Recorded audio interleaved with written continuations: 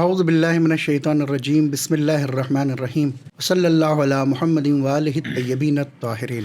حضرت محمد مصطفیٰ صلی اللہ علیہ وآلہ وسلم نے سرزمین حجاز پر اسلام کی بنیاد رکھی اور اس کے بعد اس اسلام کو پوری دنیا میں نشر کرنے کے لیے سعی و کوشش کی۔ اسلام کو پروان چڑھایا، اسلام کو لوگوں تک پہنچایا، اس کے احکام، اس کے قوانین کو لوگوں تک پہنچایا، اور پروردگار نے جس زندگی اور جس معاشرے کو ہم سے چاہا تھا ان تمام معاشرے کے لیے جو قوانین ہونے چاہیے ان قوانین کو بھی پیغمبر اسلام نے ہم تک پہنچایا۔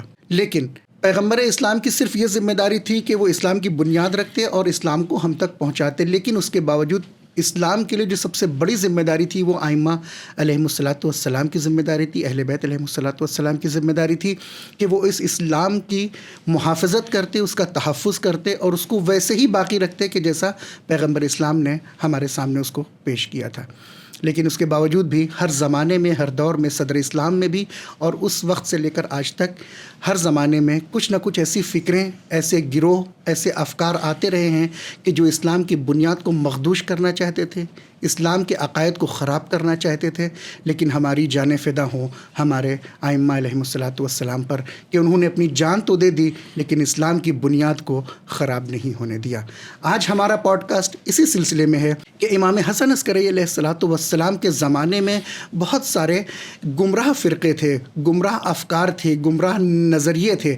ان تمام نظریوں کو امام علیہ الصلاۃ والسلام نے کس طریقے سے ان کا مقابلہ کیا اور اسلام کی حفاظت کی اور اس اسلام کو بچایا جو اسلام پیغمبر اسلام حضرت محمد مصطفیٰ صلی اللہ علیہ وآلہ وسلم ہمارے لیے لے کر آئے تھے۔ امام حسن عسکری علیہ الصلاۃ والسلام کے زمانے میں ایک نظریہ تھا جس نظریے کا نام غلو تھا۔ یہ وہ نظریہ تھا کہ جس نے اسلام کے عقائد، اسلام کی بنیاد کو خراب کرنا چاہا، اس کو مخدوش کرنا چاہا، لیکن امام نے اپنی زیرکی سے، اپنی حکمت عملی سے ان تمام نظریات کو اور اس غلو جیسے ایک پروپیگنڈے کو، اس سازش کو ختم کر دیا۔ لیکن اس کے باوجود بھی ان کے کچھ نہ کچھ اثرات ہیں جو آج بھی ہمارے زمانے میں موجود ہے۔ یہ پوڈ کاسٹ آج آپ کے لیے اس عنوان سے بھی ہے کہ آج ہم کس طریقے سے اس غلو کا اور غالیوں کا مقابلہ کریں۔ آئیے آج کے اس پوڈ کاسٹ میں ہمارے دو مہمان ہیں، ہم ان کا استقبال کرتے ہیں۔ سب سے پہلے میں استقبال کرتا ہوں حجت الاسلام والمسلمین مولانا عادل کاظمی صاحب کا کہ حضور آپ نے وقت نکالا اور ہمارے پوڈ کاسٹ میں آئے، آپ کا شکریہ ادا کرتے ہیں، خیر مقدم کرتے ہیں۔ السلام علیکم ورحمۃ اللہ وبرکاتہ۔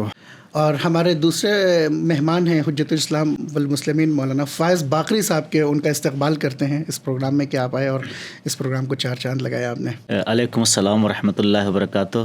ہم بھی آپ کی خدمت میں اور تمام ناظرین کی خدمت میں سلام اور ادب پیش کرتے ہیں۔ جیسا کہ آپ دونوں بزرگوار اب ہماری گفتگو میں شامل ہو گئے ہیں، جس طریقے سے ابھی ایک مقدمہ بہت مختصر سے میں نے بریفلی طور پہ آپ کے سامنے بیان کیا کہ جو اسلام، جو حقیقی اسلام پیغمبر لے کر آئے تھے وہ آج بھی باقی ہے الحمدللہ، لیکن کس طریقے سے باقی ہے، اس کے پیچھے کتنی جو ہے جد و جہد ہوئی، ائمہ نے کتنی قربانیاں دیں، اس کے بعد علماء نے کتنی قربانیاں دیں کہ وہ آج بھی ویسے ہی اسلام ہم تک آیا ہے۔ تو اس کے پیچھے کہیں نہ کہیں بہت ساری سازشیں رہی ہیں کہ اس کو خراب کیا جائے، اس کی بنیادوں کو خراب کیا جائے، ان کے عقائد کو خراب کیا جائے۔ ان میں سے ایک جو سازش رہی اور ایک طرز فکر رہی وہ غلو کے سلسلے میں تھی۔ تو میں چاہتا ہوں کہ عادل کاظمی صاحب قبلہ آپ اگر ہمارے ناظرین کو خود غلو کا کانسیپٹ، جو کانسیپٹ ہے اسلام کے اندر کہ کیا یہ ایک کیسا فرقہ ہے، کب وجود میں آیا، کیا تاریخ رہی، تو بڑی مہربانی ہوگی۔ جی، غلو اصل میں اگر آپ لغوی طور پر دیکھیں اور ڈکشنری میں اگر اٹھا کر کے دیکھیں تو غلو کا مطلب ہے کسی بھی چیز کا اپنی حد سے نکل جانا، آگے بڑھ جانا۔ جی، اور اسی وجہ سے آپ آج بھی بہرحال ہمارے بہت سارے ناظرین ایسے ہوں گے کہ جو عراق جاتے ہیں زیارت کے لیے، تو وہاں جاتے ہیں تو کوئی چیز خریداری کرتے ہیں، کچھ کرتے ہیں، تو وہاں لوگ کہتے ہیں کہ غالی مثلا، غالی یعنی بہت زیادہ مہنگی ہے چیز، مہنگی ہے چیز، یعنی قیمت حد سے زیادہ بڑھی ہوئی ہے، اوپر ہے جس کی، تو جس چیز کے پرائس ہائی ہوتے ہیں اس کو غالی کہتے ہیں وہ لوگ، یعنی تھوڑا سا حد سے بڑھے ہوئے ہوتے ہیں۔ تو غلو کا مطلب ہی در حقیقت یہ ہے کہ کسی بھی چیز کو جو اس کی حد ہے اس سے آگے بڑھا دینا، نظریاتی طور پر یا عملی طور پر اس کو آگے بڑھا دینا۔ تو البتہ اب اسی لغوی معنی کے اعتبار سے اگر ہم غلو کو دیکھیں گے تو ہم یہ کہہ سکتے ہیں کہ یہ صدر عالم سے یعنی جناب آدم کے زمانے سے اس غلو کو ہم ڈھونڈ سکتے ہیں اور تلاش کر سکتے ہیں. وہ کیسے؟ اب مثال کے طور پر آگ معبود ہونے کی صلاحیت نہیں رکھتی، مگر اس زمانے میں کچھ لوگوں نے آگ کو اپنا معبود بنا لیا تو آگ کو اپنا خدا بنا لیا. یہ غلو ہی ہے ایک طرح کا، آگ کے سلسلے میں ایک طرح کا غلو ہے یہ. یا اس کے بعد پھر جناب ابراہیم کے زمانے میں قرآن مجید میں بھی موجود ہے کہ بہرحال اتنے لوگ تھے، اتنے سارے خداؤں کی عبادت کر رہے تھے، اتنے سارے بت تھے، اس میں چھوٹا بت بڑا بت، جو جناب ابراہیم نے ان کو توڑا. تو یہ بت میں اتنی صلاحیت تھوڑی ہے کہ اس کو کوئی انسان معبود بنائے، اس کی عبادت کرے فلاں، لیکن اس کو اس پتھر ہونے سے یا لکڑی ہونے سے یا کھجور ہونے سے یا حلوہ، کوئی بھی چیز جو مختلف شکلیں ہوتی تھیں بتوں کو بنانے کی، اس سے آگے بڑھا کر اس کو معبود بنا دیا. تو یہی غلو ہے ایک طرح کا، کوئی بھی چیز ہے اس کو. یا کبھی فرض کریں کہ قرآن مجید میں آپ دیکھیں کہ خالق کائنات نے باقاعدہ حکایت کی ہے کہ فقال انا ربکم الاعلی، فرعون کے بارے میں. فرعون کہتا ہے کہ میں تمہارا بلند مرتبہ پروردگار ہوں. ایک انسان جس کی ماں موجود ہے، جس کا باپ موجود ہے، جس کے بچے موجود ہیں، اس کے اندر یہ صلاحیت کہاں سے آ گئی کہ وہ بلند مرتبہ پروردگار بن جائے انسانوں کا، وہ اپنے جیسے انسانوں کا. لیکن کچھ لوگ تھے اس کے ارد گرد بیٹھنے والے اور اس کی خوش آمد کرنے والے، اس کی چمچہ گیری کرنے والے، اس کو زیادہ بڑھاوا دینے والے، جنہوں نے اس کو اپنا پروردگار مان لیا تھا، اپنا رب مان لیا تھا. یہی غلو ہے لغوی طور پر اگر اس کو ہم دیکھتے ہیں.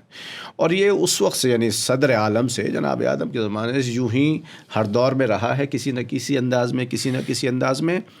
جناب عزیر کے سلسلے میں وقالت الیہود عزیر ابن اللہ، یہودی کہتے تھے کہ شاید ابھی بھی ان کا عقیدہ ہو کہ جناب عزیر ابن اللہ ہے، اللہ کے بیٹے. اللہ نے حالانکہ اللہ فرماتا ہے کہ لم یلد ولم یولد، نہ وہ پیدا کرتا کسی سے پیدا ہوا ہے، اس کے ہاں پیدائش اور جننے اور جانا اس طرح کا کوئی مسئلہ ہی نہیں ہے. لیکن یعنی اس کا مطلب یہ ہو کہ اسلام کے ابتدا سے غلو کی تاریخ نہیں ہے، تاریخ از ابتداء عالم ہے. جب سے شیطان نے بہکانا شروع کیا ہے، سمجھ لیجیے آپ، جب سے شیطان نے بہکانا شروع کیا ہے.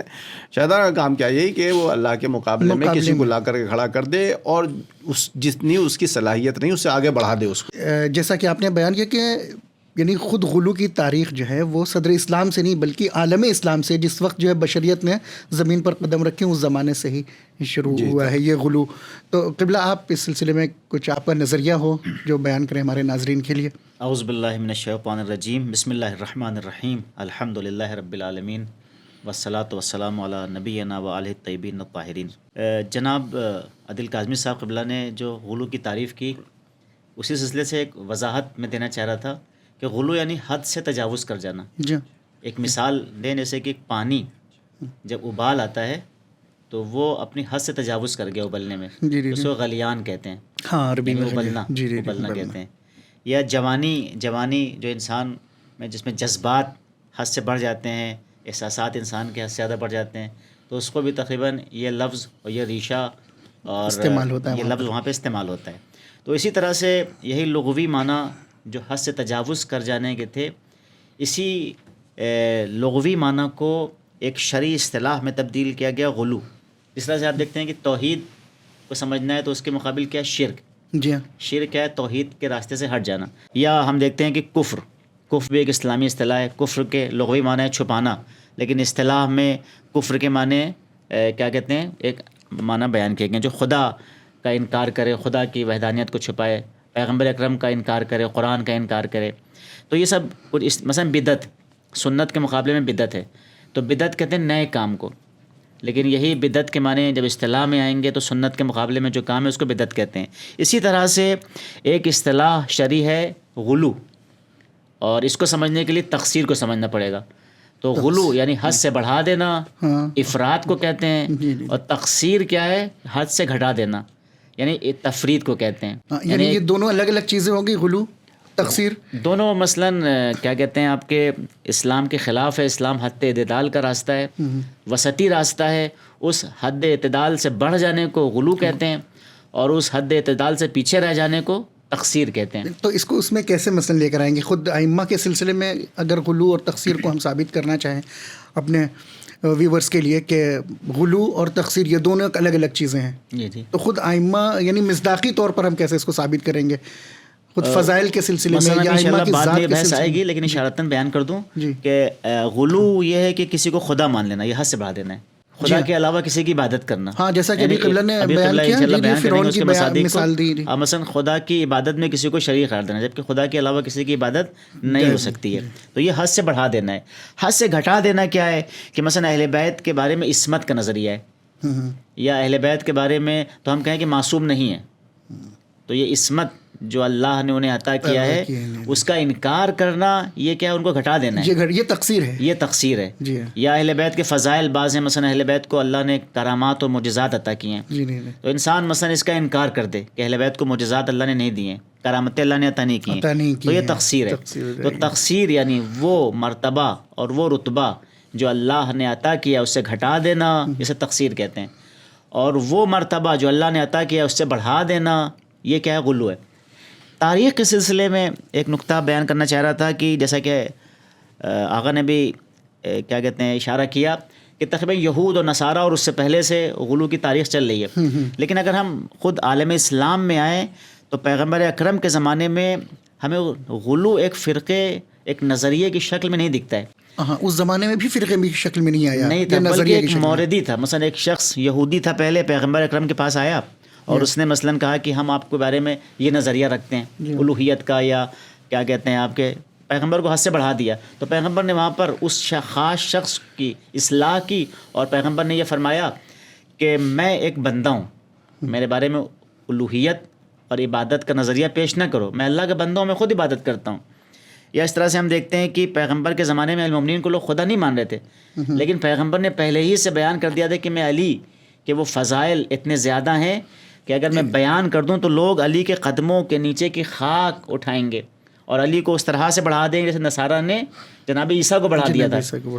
تو پیغمبر کے زمانے میں غلو ایک فرقے، ایک نظریے اور ایک کانسیپٹ کی شکل اختیار نہیں کر چکا تھا، بلکہ غلو کے بارے میں قرآن کی آیتیں بھی جیسے کہ آئی ہیں یا پیغمبر کی روایات میں ذکر ہوا ہے تو اسے تبیین کی گئی ہے، بیان کیا گیا ہے. خاص مورد میں کوئی شخص آیا تو اس کو واضح کر دیا گیا ہے.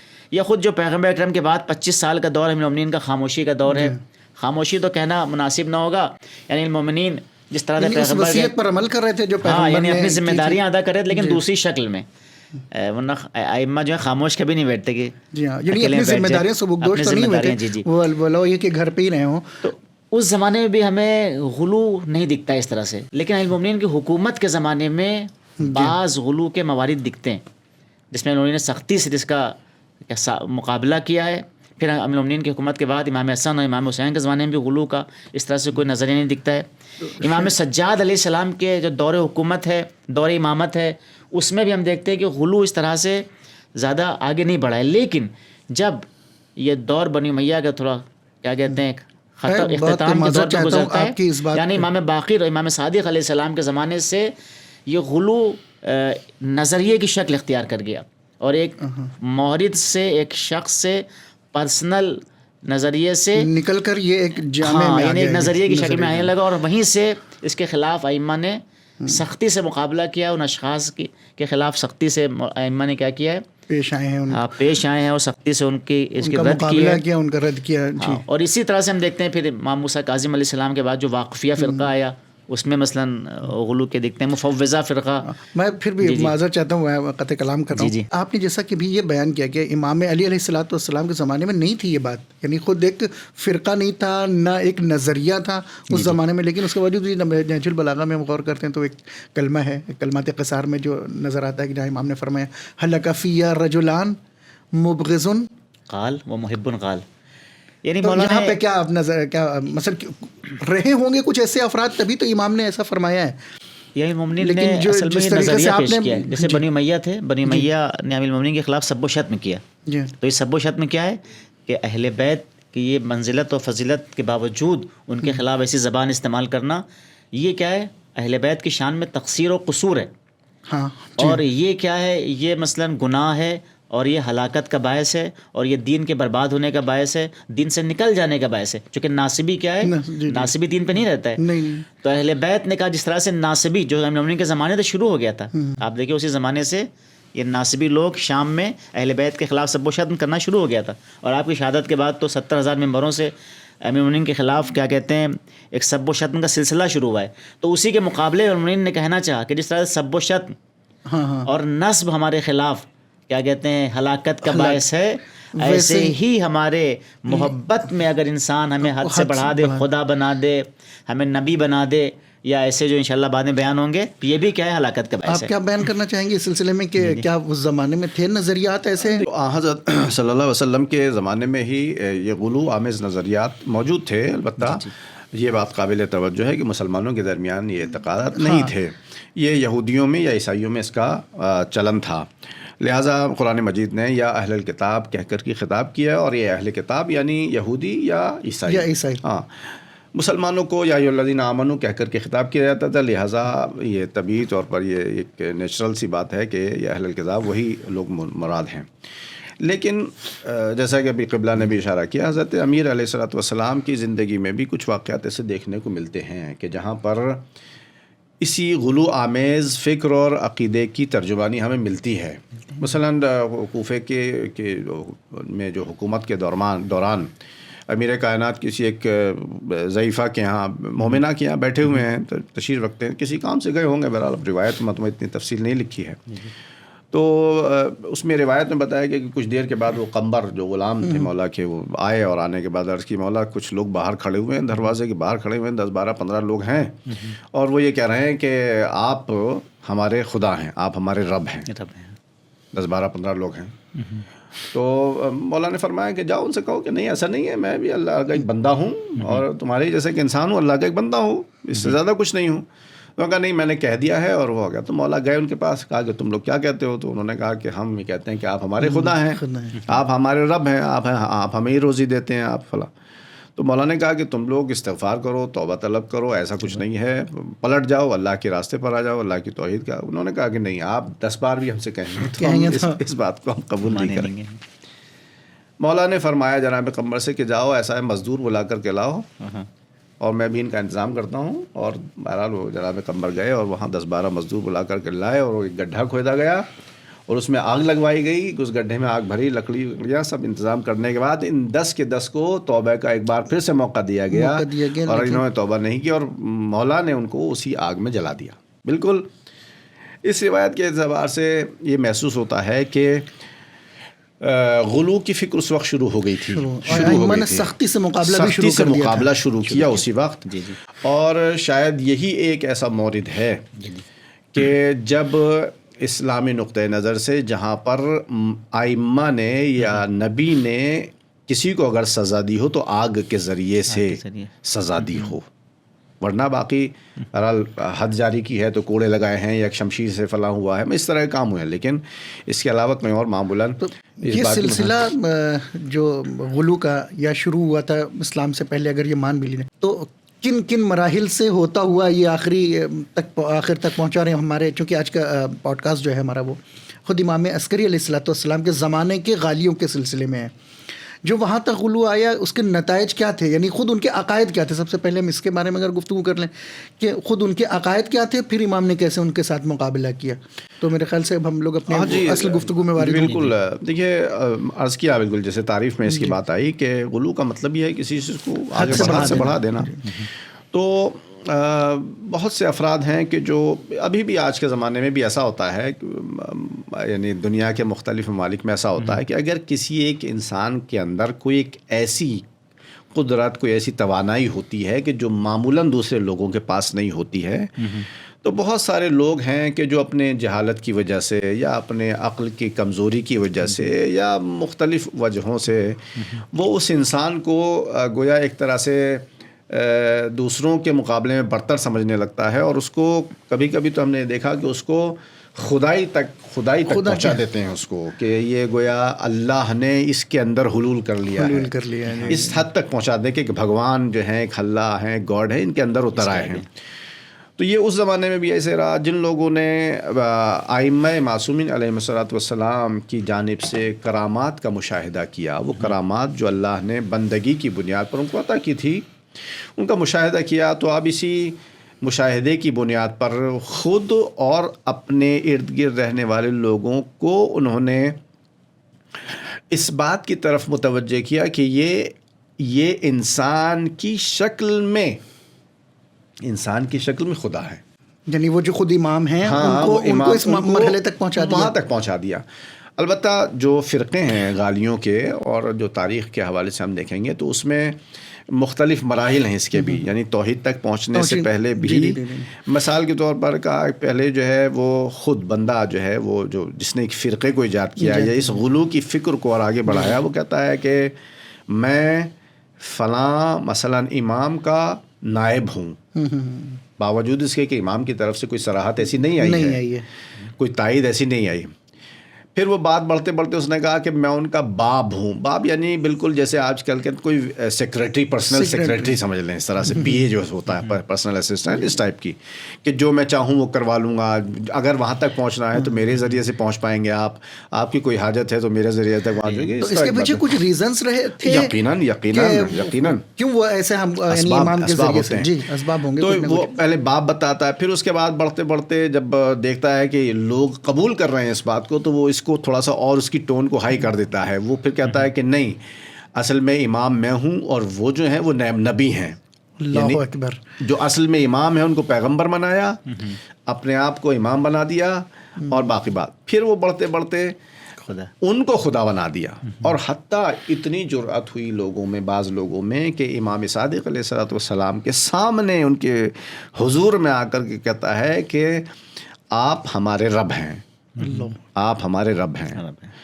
تو یہ تاریخ میں لکھا ہے کہ امام صادق علیہ السلام کے رونگٹے کھڑے ہو گئے اور حضرت کا چہرہ سرخ ہو گیا. اور جیسا کہ روایات ہے نا، وہ جیسے ہوتا ہے کہ آدمی کا بس نہیں چلتا، کیا کروں میں، یہ حالت ان کی ہو گئی. اور امام فوراً سجدے میں پڑ گئے کہ پروردگارہ، یہ لوگ جو کہہ رہے ہیں میں قطعاً اس کا قائل نہیں ہوں، اور نہ میں اس کو مانتا ہوں، میں اس کو رد کرتا ہوں، اور تو ہی ہمارا پروردگار ہے اور تو ہی پالنے والا، اور ہمیں بخش دے. یعنی اس کی طرف سے بخشش بھی خود ہی مانگ رہے ہیں. تو ان کو خدا تک پہنچا دیا اور اپنے آپ کو نبی یا امام یا ان کا باب. تو اس طرح کیا ہے. اب یہ اس کی وجوہات کیا ہو سکتی ہیں، اس کے اوپر بہرحال ایک مستقل گفتگو کی ضرورت ہے، لیکن اشارتاً یہ عرض کیا جا سکتا ہے کہ دیکھیے، تشیع جو شیعہ مکتب فکر ہے اور جو ہمارے نظریے کے اعتبار سے اسلام کا اصلی چہرہ ہے تشیع، اس کو مٹانے کے لیے اور اس کو مزمحل کرنے کے لیے مختلف سیاسی ایسا بھی ہو سکتا ہے، کیونکہ میں نے بعض جگہ پڑھا ہے کہ شاید اس کے ذریعے سے کہ جب وہ یہ بتاتے ہیں کہ میں فلاں امام کا نمائندہ ہوں یا ان کا باب ہوں، تو اس کے پیچھے ایک وجہ سب سے بڑی ہوتی تھی کہ وہ وجوہات شرعی جو لوگوں کے پاس ہیں، وہ بھی ایک وجہ ہے. اس کی طرف بھی اور اس کی طرف خود امام عسکری علیہ الصلوۃ والسلام نے بھی اشارہ فرمایا. لیکن ایک بہت بڑا ریزن ابھی میں آپ کو عرض کرنا چاہوں گا آپ کی خدمت میں، ایک بہت بڑا ریزن جو ہے وہ خود سیاست کا بھی اس میں دخل ہے. دیکھیے بالکل، میں آپ کو ایک بہت واضح سی مثال دے رہا ہوں. آج کل ISL اور داعش کا زور ہے نا، بہر رہا ہے، کچھ عرصے سے چل رہا ہے. تو یہ کس نے بنایا ہے اس کو؟ کچھ مفاد پرست انسانوں نے بنایا نا اس کو.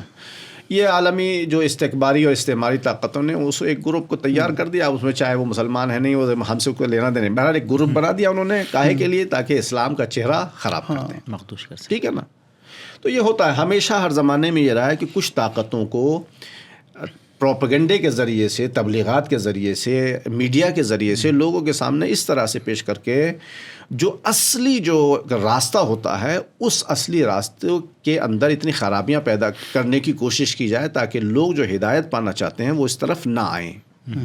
تو یہ بھی غلو کا جو نظریہ ہے وہ بھی اس کا ایک طریقہ ہے جو سیاسی لوگوں کے ہاتھ میں رہا ہے، کہ انہوں نے کہا کہ اس طرح کے لوگوں کو بڑھاوا دیتے رہو، ان لوگوں کو بڑھاوا دیتے رہو، تاکہ اس کے ذریعے سے جو اصل تشیع ہے، جو اعتدالی تشیع ہے، کہ جس میں نہ غلو کا کوئی تصور ہے، نہ تقصیر کا کوئی پہلو پایا جاتا ہے، اس کی طرف لوگ رجحان پیدا نہ کریں. کوئی اور ہے اس کے پیچھے ریزن جس کو بیان کرنا چاہیں گے آپ؟ یعنی اہم نقطہ جو آقا نے بیان کیا وہ وہی ہے. ہم کہہ سکتے ہیں کہ اس کے اسباب اور اس کے عوامل اور اس کے ریزنز جو ہیں وہ کچھ داخلی ہیں اور کچھ خارجی ہیں. داخلی کا مطلب یعنی خود مسلمانوں کے اندر کوئی ایسی باتیں پائی جاتی تھیں کہ جو غلو کا سبب بنی ہے، تقصیر کا، اور خارجی سے مراد یہ دشمنان اسلام یعنی باہر سے. تو خارجی کو اگر وعدے کیا کہ اسلام کو مٹانے کے لیے بعض وقت چہرہ خراب کرنے کے لیے کیا کرتے ہیں کہ مثلا ایک راستہ یہ ہے کہ اسلام کی تعلیمات سے مقابلہ کیا جائے, اسلام کے مقابلے پہ فوج لائی جائے, اسلام کا مثلا اسلحے سے مقابلہ کیا جائے. ایک کیا خود اسلام کے اندر داخل ہو کے اسلام کے بنیادوں کو کمزور کرنے کے لیے, اسلامی عقیدوں کو خراب کرنے کے لیے کیا کیا جائے کہ خود اسلام کی تعلیمات کا غلط چہرہ پیش کیا جائے. اس سے کیا ہوگا, لوگ اسلام کی تعلیمات کو چھوڑ کے دوسری تعلیمات کی طرف چلے آئیں گے. تو انہوں نے اس کے لیے کیا کیا کہ ہمارے ائمہ یا خود نبی گرامی اسلام کی خدائی کا دعویٰ کر دیا, جبکہ وہ خود عبادت کر رہے ہیں, خود سجدے کر رہے ہیں اللہ کے سامنے, اپنے کیا کہتے ہیں پیشانی کو جھکا رہے ہیں, لیکن اس کے باوجود ان کو خدا کہہ رہے ہیں. یا اس کے علاوہ فرشتے, چونکہ فرشتوں کا تصور تھا, ان کو فرشتہ بنا دیا. یا ائمہ کے, جبکہ قرآن میں خود آئے تھے کہ ختم نبوت ختم ہو گئی ہے, ائمہ طاہرین علیہ السلام کو نبی بنا دینا. یا ایک نظریہ اور دیکھیے کہ انشاءاللہ آگے آئے گا کہ ہم یہ مانتے ہیں کہ تمام انبیاء سے ائمہ افضل ہیں, 12 امام, لیکن ہمارے نبی گرامی سب سے افضل ہیں. تو غلو مثلا کیا کیا جائے, شیعت کے چہرے کو مٹانے کے لیے بنی امیہ نے کیا کیا کہ کچھ ایسے افراد پیدا کیے کہ جو اہل بیت طاہرین کو مثلا نبی سے آگے بڑھا دیں. یہ بھی غلو ہے, یہ غلط ہے, چونکہ نبی اللہ کے بعد سب سے افضل شخصیت ہیں اور آپ سے برتر ہمارے تشیع میں کسی کو نہیں مانا جاتا.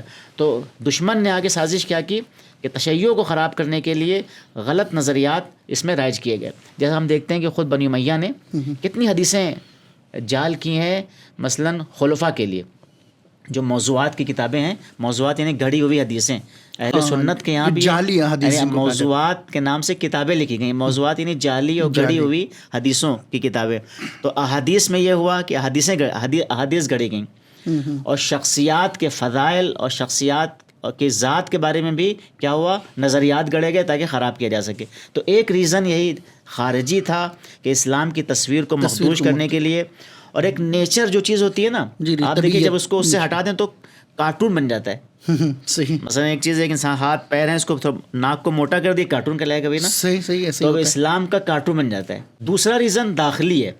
داخلی کے معنی مولانا صاحب جیسے آپ نے بھی خارجی کو ذکر کیا, یعنی یہ کہ خود مسلمانوں میں بعض لوگ اپنے منفعت کے لیے, اپنے منافع ذاتی کے لیے, اپنے پرسنل فائدوں کے لیے, اپنے مادی فائدوں کے لیے کیا کرتے تھے کہ مثلا آپ دیکھیے کہ امام کا انتقال ہوا, امام کا اب دشمن نے بہت سخت حالات بنا دیے ہیں, ان کے پاس خمس کی رقم ہے. تو اب کیا کیا, اس مادی فائدوں کے لیے کیا کہہ دیا, اپنے کو کیا کہہ دیا کہ امام وکیل بنا دیا, اپنے کو وکیل بنا دیا, یا امام کی اصلا موت کا انکار کر دیا. یہ بھی غلو ہے. اچھا, کہ امام کو موت آتی ہے جیسے نبی کو موت آئی. قرآن میں انکا میت و انہم میتون, کل من علیہا فان ہے, کل نفس ذائقۃ الموت. تو ائمہ کے بارے میں غلو کا نظریہ کیا ہے کہ یہ مرتے ہی نہیں. تو یہ مثلا کہاں سے نظریہ آیا, اپنی مادی فائدوں کی بنا پر. اس کی میں نے مثال بھی دی آپ کو. اس کے علاوہ کیا ہے کہ ایک اور ریزن داخلی محبت, یعنی عشق و محبت انضباط سے اتنا زیادہ ہے کہ کبھی کبھی انسان عشق و محبت کی بنا پر بہت سی وہ باتیں جو چاہتا ہے کہ یہ ایسے ہوں, ان کے بارے میں یہ فضائل ہم کر سکیں, تو اس کو اپنے آپ انسان نے گڑھ دیا. جیسے ہم دیکھتے ہیں کہ آج بھی جو ہیروز ہیں پوری دنیا میں, آپ دیکھ لیے کسی بھی مملکت کے بارے میں ہوتے ہیں, مثلا وہ شخصیتیں ہیں جو جن کو ہیرو مانتے ہیں, جو ایک قومی شخصیات ہوتی ہیں یا جو دینی شخصیات ہیں جن کو ہر مذہب میں, تو ہر مذہب میں یہ ہوا ہے عشق اور محبت کی بنا پر. مثلا آج دیکھیے آپ ہندوازم میں کتنی بڑی باتیں کر دی گئی اپنے شخصیات کے بارے میں, یا عیسائیت میں آپ دیکھ لیجیے, یا یہودیت میں دیکھ لیجیے, یا آپ جتنے بھی فرقے ہیں اس میں اکثر یہ کیا ہوا, یہ آتا فرقے تو چاہیے ممالک میں آپ چلے آئیے, ایک اپنے رئیس جمہور یا ایک اپنے صدر جمہوریہ کے لیے, پریزیڈنٹ کے لیے, یا ایک اپنے مثلا کیا کہتے ہیں لیڈر کے لیے جو کسی حزب اور کمیٹی سے تعلق رکھتا ہے, بہت سی باتیں بڑھا دی جاتی ہیں. تو ایک ریزن جو داخلی ہے وہ عشق و محبت ہے, اور ایک اور داخلی ریزن ہے وہ جہالت ہے. جہالت کی وجہ سے اور خرافات. ہاں, یعنی انسان کبھی کبھی جہالت انسان کے لیے باعث بنتی ہے جہالت, کہ انسان کیا کرے, غلط باتیں کرے. مثال دیں, آپ کو چھوٹی سی مثال دیں کہ ہم بہت سے دینی احکام سے واقف نہیں ہیں, تو ایک مرتبہ کوئی سوال کرتا ہے کہ اپنی جہالت ہماری ظاہر نہ ہو پہ کچھ الٹا بتا دیا, تو جب انسان جب بتا دے گا تو یا تو آگے بڑھ جائے گا یا پیچھے ہٹ جائے گا. تو یہی ہوا کہ اہل بیت کی شان جو تھی, جو واقعاً اس سے بڑھ کرے کہ جو انسان سوچتے ہیں ہم لوگ, لیکن اس کے باوجود اپنی جہالت کی بنا پہ بہت سے لوگوں نے چونکہ اپنے ذہن سے, اپنی فکر سے دین بیان کرنا چاہا, تو یہ خرافات کی طرف گئے, یہ جہالت ان کی، مثلا بہت بڑے عالم نہیں تھے لیکن سماج میں شخصیت بن گئی بہت بڑی. لیکن کس بنیاد پر بنی؟ مثلا ایک خاندانی بنیاد پہ بن گئی، کسی بنیاد پہ بن گئی، ایک شخصیت بن گئی. تو اب وہ مجتہد تو ہے نہیں، عالم دین تو ہے نہیں، تو اپنے علم کو ظاہر کرنے کے لیے ممبر پہ بٹھا دیا، کچھ بھی وہ پڑھ کے اتر آئے. تو اس میں کیا ہوا، کبھی کبھی کتابوں کا مطالعہ نہیں ہے، دین سے واقفیت نہیں ہے، تو احکام کے بجائے کبھی کبھی عقائد میں بھی کیا ہوتا ہے، انسان غلو یا تقصیر کا سبب بن جاتا ہے. تو اس لیے ایک سبب خارجی تھا اور ایک سبب دشمنان جو اسلام کا اسلام کے خلاف کام کرنا، ایک داخلی تھا، داخلی میں بھی ایک حب و محبت اور عشق، ایک جہالت، اور ایک کیا ہے، منفعتیں، ذاتی جو اس منافع کی کی بنا پر. ذاتی منافع. ہمارا جو اصل موضوع تھا وہ یہی کہ خود امام عسکری علیہ الصلوۃ والسلام نے، یعنی ہمارے 11ویں امام نے کس طرح سے ان کا مقابلہ کیا تھا. یعنی اس زمانے میں تھے، غالی تھے، اس بات کا ثبوت ہے تاریخ کی کتابوں میں ہمارے یہاں. یقیناً امام حسن عسکری علیہ السلام کے زمانے میں غالیوں کا وجود پایا جاتا ہے، اور خود 10ویں امام علیہ السلام کے زمانے میں بھی غلو کا کافی رواج تھا، اور لوگ بہت تیزی کے ساتھ غالیوں کے اس طرز تفکر سے متاثر ہو رہے تھے. البتہ اس کی ایک بہت بڑی وجہ یہ بھی تھی چونکہ ڈائریکٹلی لوگ ائمہ سے رابطہ نہیں رکھ پاتے تھے. جی ہاں جی، اور کیونکہ حالات نہیں تھے ایسے، اور ائمہ زیادہ تر جو ہے ان کو قید و بند رکھا گیا. بنی عباس کی حکومتوں نے ایسے حالات پیدا کر دیے تھے کہ لوگ اپنے صحیح اماموں سے رابطہ نہ رکھ پائیں. عام طور پر ایسا نہیں ہو پاتا تھا.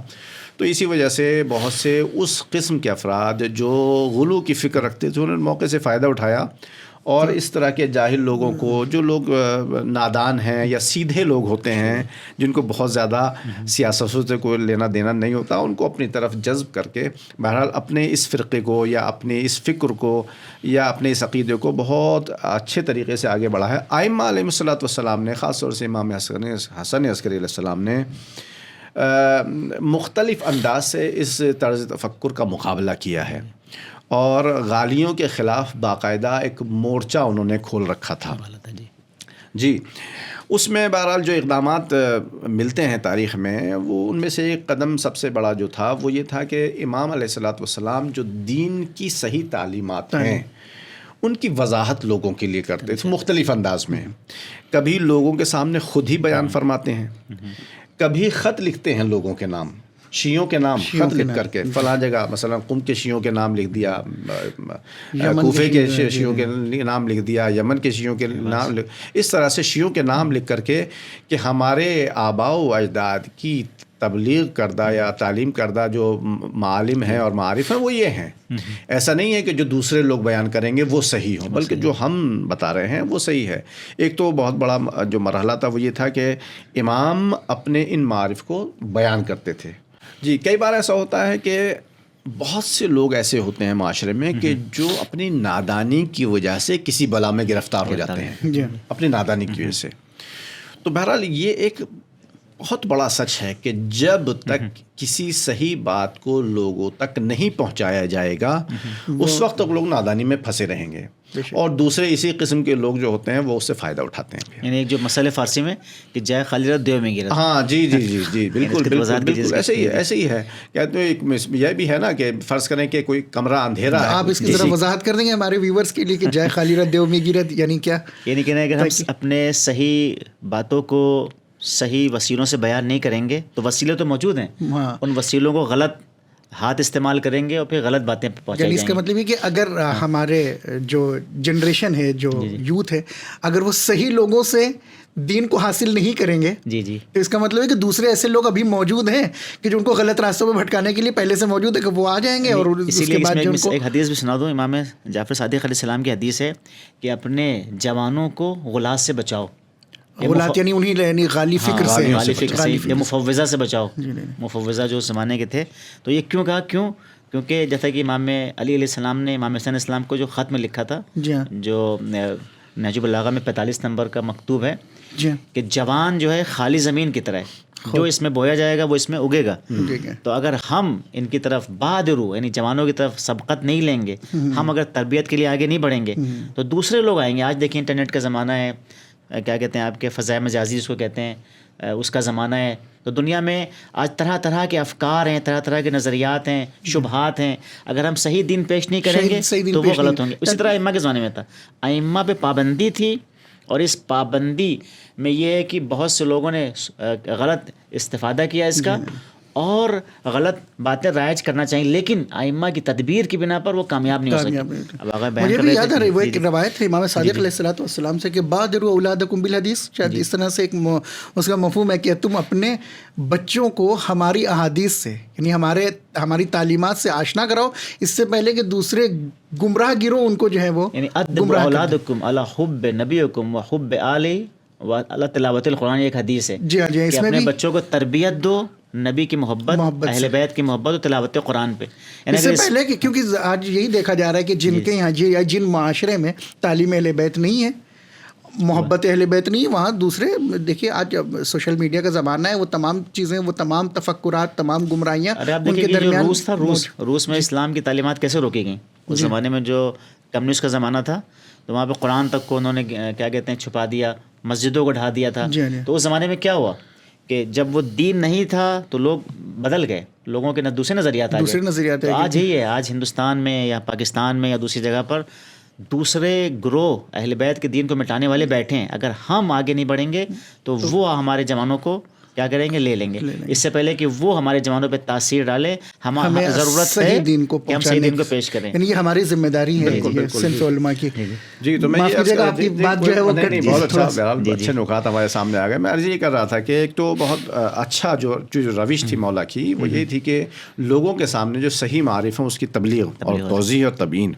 دوسرا ایک بہت عمدہ کام تھا مولا کا, وہ یہ تھا کہ مولا نے اپنے کچھ شاگرد اسپیشلسٹ جس کو ہم کہہ لیں آج کی زبان میں متخصص اسی بات کے لیے انہوں نے تربیت کی ہے کہ وہ اس قسم کے جو غلط افکار ہیں اور عقائد ہیں ان کے شبہات اور ان کے اعتراضات جو ہیں یا ان کے اس طرح کی جو غلط فکریں ہیں ان کو صحیح طریقے سے اس کا تجزیہ کر سکیں اور لوگوں کے سامنے اس کو پیش کر سکیں کہ ان کی افکار کس طریقے سے غلط ہیں اور اس کا جواب کیسے دیا جا سکتا ہے اور صحیح فکر کیا ہو سکتی ہے. تو بہرحال ایک یہ بھی طریقہ جو اپنایا مولا نے. اسی طریقے سے خود مولا نے بھی ان کے غلط افکار کو مختلف انداز میں واضح کر کے اس کا جواب بھی دیا ہے. نہ یہ کہ صرف شاگردوں کے حوالے کر دیا بلکہ خود بھی جواب دیا ہے. اور خود بھی جب کبھی ایسا ہوا کہ انہیں غالیوں میں سے کسی نے خط لکھا امام کے لیے کہ آپ ہمارے پروردگار ہیں, خط لکھ کر کے کہتے ہیں کہ آپ ہمارے پروردگار ہیں اور مثال کے طور پر ہم ایسے اور آپ ایسے, تو مولا نے باقاعدہ ان کا جواب دیا اور جواب میں لکھا کہ نہیں تم لوگ گمراہ ہو گئے ہو اور توحید کا مطلب یہ ہے اور توحید اللہ کی وحدانیت کو قبول کرنا چاہیے اور تمہیں منحرف نہیں ہونا چاہیے, تم منحرف ہو گئے ہو. یہ ساری باتوں کو مولا نے اس کے جواب میں بھیجا. ایسا نہیں کہ خالی شاگردوں کے حوالے کر دیا بلکہ مولا نے خود بھی جواب دیے ہیں. یعنی عملی طور پہ مولا خود میدان میں آئے. جی میں یہی عرض کر رہا ہوں کہ باقاعدہ مورچہ سنبھالا ہوا ہے مولا نے. حالانکہ حکومتی پیمانے پر, حکومتی سطح پر امام حسن عسکری علیہ الصلوۃ والسلام کے اوپر انتہائی شدید نظارت ہو رہی ہے اور اس قدر کے بعض تاریخوں میں لکھا ہے کہ مولا کے گھر کے اندر تک جاسوس موجود ہیں. موجود ہیں جاسوس. اس کے باوجود بھی آپ نے امامت کے فرائض کو ذرہ برابر بھی ادھر سے ادھر نہیں ہونے دیا اور اتنے خوش اسلوبی کے ساتھ انجام دیا ہے کہ لوگوں کے سامنے غالیوں کی جو حقیقت تھی وہ عیاں ہوئی ہے. جی بالکل سامنے ہوئی ہے. اسی طرح مولا نے جو ایک انتہائی اہم کام انجام دیا وہ یہ کہ جن جگہوں کے اوپر صحیح شیعہ موجود تھے ان کی فکری تربیت کے ساتھ ساتھ مالی حمایت بھی کی ہے, کیونکہ ایسا نہ ہو کہ یہ لوگ بھی گمراہ ہو جائیں, کمزور پڑ جائیں. یہ بہت اہم پوائنٹ ہے کیونکہ آپ دیکھیے کہ آج کے زمانے میں جو لوگ بکھرے چلے جا رہے ہیں, جو اتحاد نہیں آپس میں, جو ہماری قوم میں سے کٹے جا رہے ہیں, ان کے پیچھے ایک بڑی وجہ یہی پیسہ ہے. پیسہ ہے. ایک ہمارے عزیز ہیں, دوست ہیں, بہرحال وہ بتا رہے تھے ابھی 2-3 سال پہلے کی بات ہے کہ ان کے پاس کہیں سے فون آیا اور ہمارا خطیب ہیں یہ چونکہ, تو ان کے پاس کہیں سے فون آیا تو فون جان پہچان کچھ نہیں, بس فون آیا, پتہ نہیں کہاں سے انہوں نے ان کا نمبر ملا ہوگا. بہرحال تو فون آیا اور کہنے لگے قبلہ آپ جو ہے وہ فلاں جگہ ایسے ایسے آپ کے لیے مجلسوں کا آفر ہے، اگر آپ مجلس پڑھیں گے. انہوں نے کہا ہم پڑھ دیں گے، کوئی بات نہیں. انہیں کیا معلوم تھا کہ کیا ہونے والا ہے. تو انہوں نے کہا کہ ٹھیک ہے آپ مجلس پڑھیے، اور بس ہاں یہ ہے کہ بیچ بیچ میں کبھی کوئی ایک جملہ ہم آپ کو دے دیا کریں گے، یہ آپ کہہ دیا کیجیے گا. اللہ، ایک جملہ بس، زیادہ نہیں، ایک جملہ کبھی. تو اس کے عوض میں پھر کیا ہوگا؟ تو انہوں نے کہا کہ ملک کے جس شہر میں جس اسکول میں آپ کہیں گے اس اسکول میں آپ کے بچے پڑھنے کے لیے جائیں گے. یہ آفر بھی دیا گیا. آفر یہ سب ابھی تو میں ابھی اور بتا رہا ہوں آگے. جس شہر میں آپ رہنا چاہیں گے، جس طرح کا مکان آپ چاہیں گے، آپ کو مکان دیا جائے گا. اور اس کے علاوہ یہ پورے آپشنس انہوں نے گنا دیے.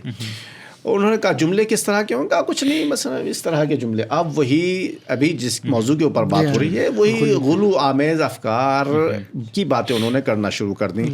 تو ظاہر ہے کہ اب یہ چونکہ پڑھے لکھے ایک سمجھدار انسان تھے، تو لہٰذا فوراً سمجھ گئے کہ یہ ایک گمراہ کن معاملہ ہے. لہٰذا فوراً انہوں نے فون کاٹ دیا اور ختم کر دیا قصہ. لیکن تمام لوگ تو اتنے مضبوط عقیدے کے نہیں ہوتے ہیں.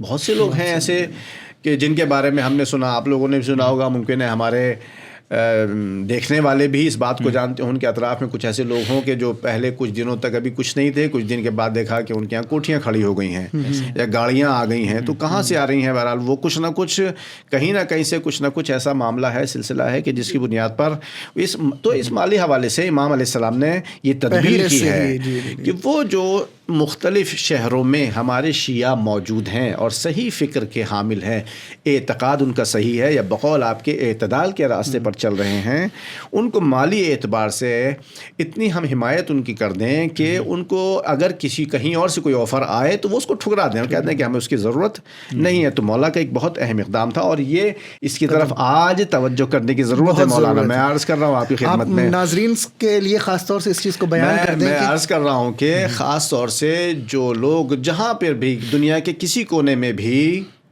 مالی اعتبار سے مضبوط ہیں اور وہ اپنے دین اور مذہب کے حمایتی بننا چاہتے ہیں، تو ان کے اوپر فرض ہے کہ وہ ایسے لوگوں کو مالی طور پر تعاون کریں، ان کی مدد کریں، ان کو مالی طور پر ان کی سطح کو اتنا مضبوط کر دیں کہ وہ حسین اور حسینی راستے سے ذرہ برابر بھی نہ بھٹکنے پائے کسی مال کے بہانے سے. فرض کریں کہ پڑھانے کے لیے بچوں کو پڑھانے کے لیے پیسہ نہیں ہے ان کے پاس، تو آپ ان کے بچوں کی فیس کی ادائیگی کر دیں.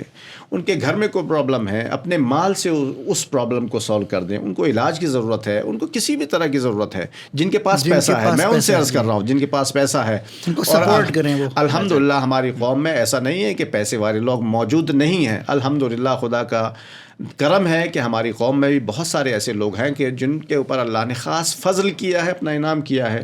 تو ایسے تمام لوگوں سے میری گزارش ہے کہ مولا کی اس سیرت کو امام حسن عسکری علیہ الصلوۃ والسلام کی اس سیرت کو اپنائیں کہ وہ اپنے مال سے ایسے کمزور لوگوں کی حمایت کریں، ان کا تعاون کریں تاکہ وہ اپنے دین اور مذہب اور اپنے صحیح عقیدے کو ہاتھ سے نہ جانے دیں. اگر آپ ہمارے اس پوڈ کاسٹ کو سن رہے ہیں اور اب آپ حاضر ہیں تو یقین مانیے یہ اب آپ کی بھی ذمہ داری ہو جاتی ہے کہ ہمیشہ ایسے لوگوں کو اپنی مجالس محافل میں دعوت دیجیے جن کی فکری اعتبار سے، جو عقائد کے اعتبار سے مضبوط ہوں اور جن کے عقائد وہی ہوں جو اہل بیت علیہم الصلوۃ والسلام کے عقائد ہوں، تاکہ قیامت کے دن ہم پکڑے نہ جائیں اور ہمارا ایسا عقیدہ نہ ہو کہ وہاں جائیں تو دشمن ہمارا مذاق اڑائے کہ کل تک تو یہ اہل بیت کے چاہنے والے تھے، آج ان کے عقائد فاسد ہو گئے تو یہ ہمارے طرف آ گئے. لہٰذا آج ہماری ذمہ داری ہے کہ ہم بھی اپنے عقائد پر اس طریقے سے ثابت قدم رہیں کہ ہمیں دشمن نہ اقتصاد کے ذریعے سے، پیسوں کے ذریعے سے، نہ افکار کے ذریعے سے ہمیں بہکا نہ سکے. آئیے ہم اپنے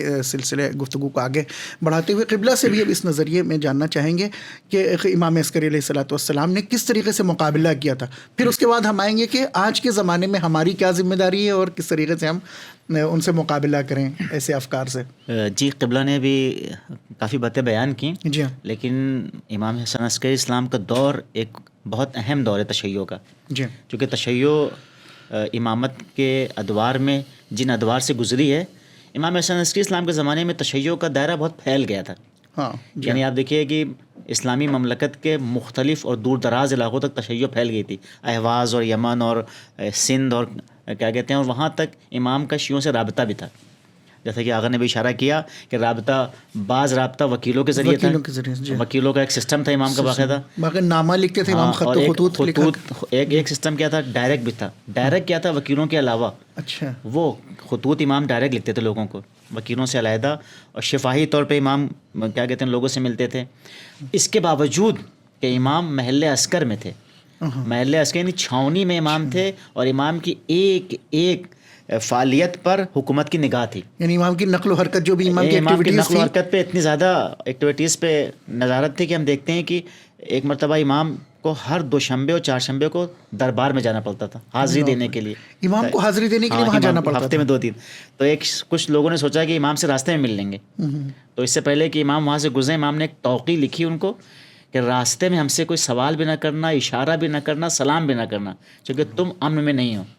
اب اس طرح سے یعنی حالات تھے، یعنی حالات ایسے حالات تھے. اور وہاں پر دشمن کی پوری کوشش ہے کہ 12ویں امام کی ولادت نہ ہونے پائے. دوسری طرف سے کہ امام کسی طرح سے کوئی کام نہ کر سکیں، شیعوں سے رابطہ نہ کر سکیں. اور اس کے دوسری طرف سے کیا ہے، شیعوں کے خلاف اس طرح کے منحرف عقائد ہیں. تو ہم دیکھتے ہیں کہ امام نے کیسے مقابلہ کیا. تو اب آپ دیکھیے، اگر کہ خود تناقض قرآن پہ اس زمانے میں ایک سرپھرا فلسفی تھا اسحاق کندی، وہ کتاب لکھ رہا تھا. امام نے خود اس کے شاگردوں سے کیا کہا کہ تم اس کا مقابلہ نہیں کر سکتے، اس کو کچھ روک نہیں سکتے. کیسے ہم روکیں، وہ تو ہمارا استاد ہے. امام نے ایک سوال دیا، بہت مشہور واقعہ ہے. اور پھر اس نے وہ کتاب پھاڑ دی اپنی. دیکھیے اس طرح سے اسلام کا وہ کیا. اسی طرح سے ایک ہے صوفی احمد بن ہلال کے بارے میں لوگوں نے امام سے بڑی تعریف کی کہ یہ بہت اچھا انسان ہے، اور اتنا اچھا انسان ہے کہ اس نے 45 حج پاپے ادا کیے ہیں، اور اتنا اچھا انسان ہے. اور لیکن یہ اور آپ کی امامت کا بھی قائل ہے، اور آپ لوگوں کی بھی ذکر کرتا ہے، لیکن صوفی نظریات کا وہ حامل ہے. تو کیا ہم اس کے پاس جا سکتے ہیں؟ تو امام کا ایک جملہ ہے کہ احذر الصوف المتصنع، یعنی امام کیا کہتے ہیں، اس ظاہر ساز صوفی سے بچو. آپ دیکھیے امام نے باقاعدہ ظاہر کچھ امام نے بتا دیا حقیقت. یا اسی طرح سے ایک ہے کہ جناب ایک شخص ہیں ادریس ابن زیاد، وہ کہتے ہیں کہ میں امامت کے بارے میں غلو کا قائل تھا، میں غلو کا نظریہ رکھتا تھا. ایک مرتبہ میں نے اپنے شہر سے ارادہ کیا کہ امام کے پاس جاؤں. امام حسن عسکری اسلام کے بعد محل عسکر میں پہنچا، اور وہاں پہنچنے کے بعد میں پہلے حمام چلا گیا، اور امام کے گھر جاتا اس سے پہلے اس حمام میں اس کو نیند آ گئی. امام خود وہاں پر آ گئے، دروازہ کھٹکھٹایا، یہ شخص باہر آیا، دیکھا امام کھڑے ہیں. امام آئے، اور امام نے آنے کے بعد وہاں پر صرف ایک آیت کی تلاوت کی کہ بل عباد مکرمون، قرآن کی آیت. یعنی قرآن کی ایک آیت ہے، لا یسبقون بالقول وهم بامرہ یعملون. یعنی کیا کہا کہ یہ ائمہ کیا ہیں، عباد ہیں، تم ان کو خدا مان رہے ہو، خدائی صفات کے ان کے قائل ہو. تو اس نے کوئی سوال بھی نہیں کیا. مولا کہنے کہ میرا یہی درد تھا، میں یہ جاننے آیا تھا آپ سے، آپ نے پورا جواب دے دیا، پہلے ہی جواب دے دیا. میں پہلے سمجھ گیا تھا کہ اس طرح سے کتنی حکمت عملی اور کس تدبیر کے ساتھ امام نے مثلاً اس فکر کو جو ہے اس فکر کو ظاہر کیا. ایک اور اہم بات جو رہ گئی وہ یہ ہے کہ ہم دیکھتے ہیں کہ یہ تو امام نے کتنے اچھے طریقے سے اس کا جواب دیا ہے، لیکن ہم دیکھتے ہیں کہ خود امام حسن عسکری اسلام کے زمانے میں بعض آپ کے اصحاب تھے کہ جو غلو کی طرف چلے گئے، شلبغانی وغیرہ. سخت ترین امام نے ان سے کیا کیا ہے، برخورد کی ان سے، اور ان کو باقاعدہ ان کے ملحد ہونے کا، دین سے خارج ہونے کا ان کا باقاعدہ حکم صادر کیا ہے. اور شیعوں کو باقاعدہ کہا ہے کہ نہ ان کے ساتھ کھانا کھاؤ، نہ ان کی محفلوں میں جاؤ، نہ ان کے ساتھ اٹھو بیٹھو، نہ ان کے جنازوں میں شرکت کرو. باقاعدہ اس طرح سے امام نے کہا ہے. اب یہاں پر آپ کا جو دوسرا سوال تھا کہ آج کے دور میں ہماری کیا ذمہ داری ہے، تو اس سے پہلے کہ اپنی ذمہ داری کو بیان کریں، خود ہم یہ دیکھیں گے کہ غلو آمیز نظریات کیا کیا ہیں. تو دیکھیے غلو در ذات ہوتا ہے. غلو در ذات کیا ہے کہ کسی نبی یا امام یا کسی بھی شخص کو، کسی فرشتے کو، کسی عام انسان کو، کسی ولی کو یا کسی صوفی کو، کسی کو بھی آپ خدا مان لیں. یعنی کسی کے اللہ ہونے کا نظریہ، یہ کیا شریک ماننا ہے. تو صرف اللہ ہونے کے نظریے کو ماننا ہی غلو ہے؟ چونکہ اللہ ایک ہے صرف، نہیں اسی کو غلو کہتے ہیں. یہ غلو کا ایک مصداق ہے، یہ غلو کا ایک مصداق ہے. کہ اور بھی غلو کا مطلب یہ کہ ہم یہ بھی کہتے ہیں کہ بھائی امام کو جو ان کی حد سے بڑھا دیں، یہ بھی غلو ہو گیا. نہیں، یہی عرض کر رہے ہیں کہ وہ انہوں نے فرمایا، صحیح فرمایا کہ غلو وہ اس انتہائی درجے کا غلو ہے جس کے اوپر ہائی ورژن غلو یہی ہے، جس کے اوپر فقہی حکم آتا ہے، اور وہ ہے شرک.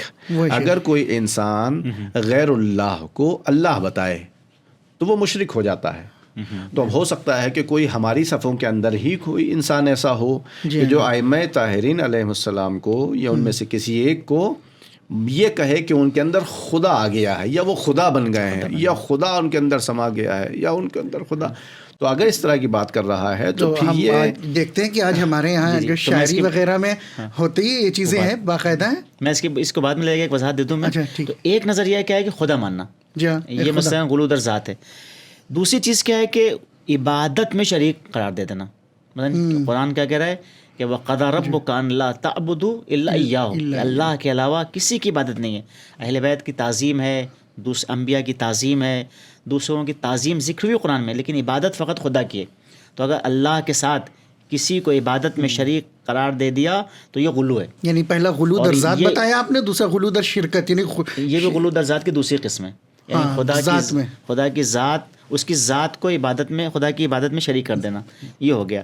تیسری چیز کیا ہے غلو در ذات کی, ایک اور قسم آ سکتی ہے کہ آپ کیا کریں کہ اللہ خالق اللہ ہے, دنیا کا کریٹر اور خالق اللہ ہے, دنیا کو رزق دینے والا اللہ ہے. اللہ نے فرشتوں کو ذریعہ بنایا ہے, حتیٰ کہ پیڑ کو ذریعہ بنایا ہے. دیکھیں پیڑ کو ذریعہ بنایا, اس ذریعے میں پھل ملتا ہے. ماں کو ذریعہ بنایا, اس کے ذریعے اللہ نے بچے کو پیدا ہونے کا سسٹم رکھا ہے. تو اگر انسان اللہ سے ہٹ کے مستقل طور پہ کسی کو خالق اور رازق مان لے تو یہ بھی کیا ہے, شرک ہے. یہ بھی شرک ہے, اللہ کا شریک قرار دینا ہے, اور غلو بھی ہے. یہ وہ شرک در عبادت تھا, شرک در ذات تھا, شرک کے ساتھ ساتھ غلو بھی ہے. وہ شرک بھی ہے اور اسلام سے خارج ہونے کا سبب. ذات میں بھی خدا کی ذات میں غلو ہو, چاہے اس کی عبادت میں غلو ہو, یا اس کی صفات میں, یہ تمام چیزیں جو ہے اسی زمرے میں اب رازق ہونا, اہل بیت رازق ہیں لیکن اللہ کے واسطے سے, اللہ کے واسطے یعنی اللہ نے ان کو بنایا. لیکن اس میں بھی ایک بہت اہم نظریہ ہے کہ بہت سے لوگ قائل ہیں کہ ایک جیسا کہ آغا نے کہا تناسخ کے, یا تناسخ کے علاوہ حلول کے قائل ہیں, اتحاد کے قائل ہیں. یہ بھی غلو ہے. اتحاد کیا ہے کہ اللہ اور یہ متحد ہو گئے, یا حلول کیا ہے کہ اللہ ان کے اندر سما گیا. یعنی یہ فکریں بھی تھی, ہاں ابھی تک تھی, اس زمانے میں بھی تھی. حلول کی تناسخ کیا ہے کہ مثلا اللہ ان کے اندر آیا, اس کے بعد اس میں چلا گیا, اس میں چلا گیا, اس طرح سے. تو یہ بھی غلو کا ہے. یا یہ نظریہ کہ امام مثلا مرتا ہی نہیں, جیسے ہم نے مثال پیش کیا تھا, تو امام مرتا نہیں, یہ بھی غلو کی ایک مصداق ہے. کچھ یہ مصادیق تھے, حلول, تناسخ, اتحاد اور یہ سب چیزیں. ایک تفویض ہے. تفویض بہت اہم چیز ہے. تفویض کیا ہے, وہ مانتا ہے کہ اللہ خالق ہے, یہ مخلوق ہے, اللہ قدیم ہے, یہ حادث ہے, لیکن اس کے باوجود وہ یہ کہتا ہے کہ اللہ نے پیدا کرنے کے بعد میں پورا نظام ان کے حوالے کر دیا, اہل بیت کے حوالے اہل بیت کے علاوہ. چونکہ تفویض ایک بہت اہم اصطلاح ہے. ایک مرتبہ جبر کے مقابلے پہ تفویض آتا ہے. وہ تو مثلا اشاعرہ جبر کے قائل ہیں, معتزلہ تفویض کے قائل ہیں. صفات خدا بارے میں تفویض ہے کہ صفات خدا ہمیں نہیں پتہ, ہم خدا کے حوالے کرتے ہیں. ایک تفویض یہ ہے کہ ائمہ کے بارے میں یہ قائل ہونا کہ خلقت اور رزق, اللہ پہلے خالق تھا, پہلے رازق تھا, لیکن بعد میں اللہ نے ان کے حوالے کر دیا, اللہ تو کوئی مطلب نہیں ہے. تو یہ بھی کیا کہتے ہیں, غلو ہے. یعنی اللہ سے مستقل اس طرح سے تفویض کی شکل میں ماننا, یہ بھی غلو ہے. تو یہ کچھ کیا کہتے ہیں آپ کے غلو کی اقسام تھی. ایک غلو کیا ہے صفات میں, وہ یہ غلو صفات میں کیا ہے کہ اہل بیت کے فضائل اور صفات میں جھوٹی حدیثیں کر دینا, یا فضائل کو اتنا بڑھا, جھوٹی نسبتیں دے دینا. جھوٹی نسبت کا مطلب یہ کہ حدیث نہیں ہے فضائل, ہاں وہ فضائل جو مثلا نہیں ہے, جو وارد نہیں ہوئے روایات میں. ہاں, لیکن اس سلسلے میں ایک اہم چیز ہے کہ انشاءاللہ آگے بھی یا جناب بھی اس پہ اشارہ کریں گے کہ اہل بیت کے فضائل کی کوئی حد نہیں. جیسا کہ اہل بیت نے بھی کہا ہے کہ ہم کو خدا نہ کہو, خدا کی صفات سے ہم سے متصف نہ کرو, اور ہمارے بارے میں جو کہنا ہو کہو, لیکن جو کہنے میں ایک حد ہے. وہ کیا ہے کہ اپنی طرف سے ہم گڑھ نہیں سکتے, اپنی طرف جھوٹی نسبت نہیں دے سکتے. یعنی وہی چیزیں بیان کریں جو ائمہ نے ایک دوسرے امام کے لیے, جو زیارتوں میں اہل بیت کے آپ دیکھیں, سب سے بڑی فضیلت اہل بیت کی اگر جاننا ہے تو زیارت جامع کبیرہ ہے, یا دوسری زیارتیں, زیارت غدیریہ ہے, زیارت رجب ہے, زیارت, یا اس میں دیکھیں ائمہ کی کیا صفات وارد ہوئی ہیں, یا خود جو بعض احادیث ہیں ائمہ کے بارے میں. ائمہ کے فضائل ہم وہی بیان کریں اور اسی کو ترویج دیں کہ جو خود ایک امام نے دوسرے امام کے لیے بیان کیا ہے, اس کو اپنے طرف سے جال کریں یا گڑھنا شروع کر دیں.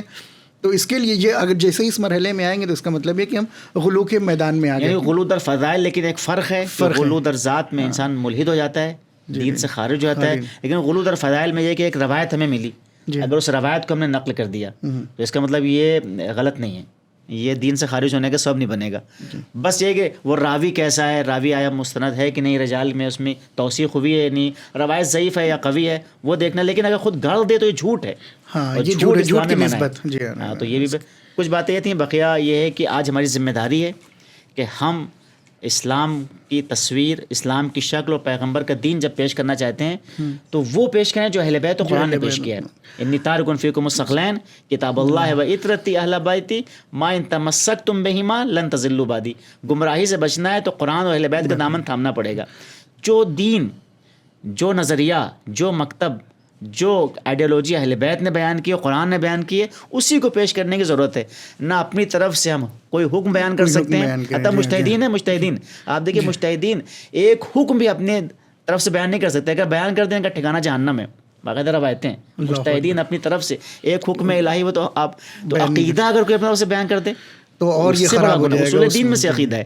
تو انسان کو جس طرح سے احکام میں کوئی مجتہد کو حق نہیں ہے، تو ایک عام انسان کیا کہ وہ کسی حکم الہی کو جال کر سکے یا وہ کوئی نیا عقیدہ پیدا کر دے۔ تو اسی طرح سے عقیدے میں بھی کسی مجتہد کو، کسی عالم کو، کسی عام انسان کو حق نہیں ہے۔ تو ہماری سب سے بڑی ذمہ داری یہ ہے کہ وہ دین پیش کریں جو اہل بیت نے پیش کیا ہے، اور ہم اپنے جوانوں کو بچائیں ایسی فکروں سے کہ جو اہل بیت کے افکار سے، اہل بیت کے نظریات سے ہمیں خارج کر دیں۔ قبلہ نے بہت عمدہ جو ہے وہ توضیح دی کہ جو فضائل صرف ائمہ کی طرف سے جو معصور ہیں، جو ہمارے پاس یعنی کتابوں میں موجود ہوئے ہیں اور نسل یعنی کتابوں در کتابوں ہوتے چلے آئے ہیں، نقل ہوتے چلے آئے ہیں، وہ فضائل کے جو زیارتوں میں ہیں، وہ فضائل کے جو ائمہ کے اثرات میں موجود ہیں، ان کے آثار میں موجود ہیں، ہم خالی ان کو ہی بیان کریں اور ضرورت نہیں نا، کیونکہ وہی اتنے زیادہ ہیں کہ کسی کو گڑھنے کی الگ سے ضرورت پڑے گی نہیں، اور اگر گڑھ دیا ہے تو ظاہر سی بات ہے اس کا ٹھکانہ جو ہے وہ جہنم ہوگا۔ کہ یا یہ کہ اگر جیسا کہ قبلہ نے بیان کیا کہ وہ اگر توحید کے سلسلے میں ہے تو بہرحال اسلام سے خارج ہے، لیکن اگر فضائل کے سلسلے میں ہے تو اس میں کوئی حد ہے یا کیا ہے؟ اگر کوئی فقہی حکم ہے اس میں، اس کے سلسلے میں؟ دیکھیے فقہی حکم یہ ہے کہ ملحد کا فقہی حکم دین سے خارج ہے، ملحد یعنی اگر یہ غلو کے بارے میں، جی۔ لیکن یہ جو فضائل والی بات ہے اس میں کچھ چونکہ اختلاف ہے، مثلاً بعض احادیث ہے، اس میں بہت اہم بات ہے جس کی توجہ دینے کی ضرورت ہے کہ ہماری بہت سی کتابوں میں فضائل ذکر ہوئے ہیں، اور بہت سے علماء نے چونکہ اس غالیوں نے، جیسا کہ آغا نے بھی شروع میں ذکر کیا تھا، میں نے بھی ذکر کیا تھا آپ سے، کہ غلو آمیز باتیں داخل کر دی ہیں، تو غلو آمیز احادیث بھی جعل کی ہیں۔ ہاں ایسی جس طرح سے بنی امیہ نے جی مثلا خلفاء کی مدح میں روایتیں جعل کی، غلو کی آمیز بھی روایتیں جعل ہو گئیں۔ اس کا نقصان کیا ہوا؟ اس کا نقصان یہ ہوا کہ جو فضائل کی روایتیں ہیں، بہت سے لوگ جو مقصر ذہنیت رکھتے ہیں یا جو اہل بیت کی کسی فضیلت کو سننا نہیں چاہتے ہیں، انہوں نے صحیح روایتوں کو، فضائل والی روایتوں کو بھی کیا کہتے ہیں، انکار کر دیا۔ کیوں؟ چونکہ اس سے غلو کی بدبو آ رہی ہے۔ تو یہ بھی غلط ہے کہ صرف مثلاً ہم چونکہ غلو کی نسبت دے کے فضائل والی روایتوں کا بھی انکار کر دیں، بعض لوگوں نے ایسا کیا ہے۔ تو اس میں اہم چیز کیا ہے کہ جو اگر ایک ایسی روایت جو فضائل کے بارے میں ذکر ہوئی ہے، ہماری کتابوں میں ہے، معتبر راوی ہے، تو اس کو ماننا چاہیے اور اس کا انکار بھی نہیں کرنا چاہیے۔ تو فضائل کے سلسلے میں ایک اہم چیز یہ ہے کہ غلو کی نسبت دے کے ان روایتوں کا بھی آپ انکار نہیں کر سکتے جو کہ ہو رہا ہے۔ مثلا جو مقصر اور تقصیر کی ذہنیت رکھنے والے لوگ ہیں، انہوں نے ایسا کیا ہے۔ بہت سے علماء نے ایک دوسرے پہ نسبت دی کہ مثلا یہ کہتے تھے کہ ہاں وہ مثلا غلو آمیز باتیں کرتے ہیں، انہوں نے کہا کہ یہ غلو آمیز باتیں کرتے ہیں۔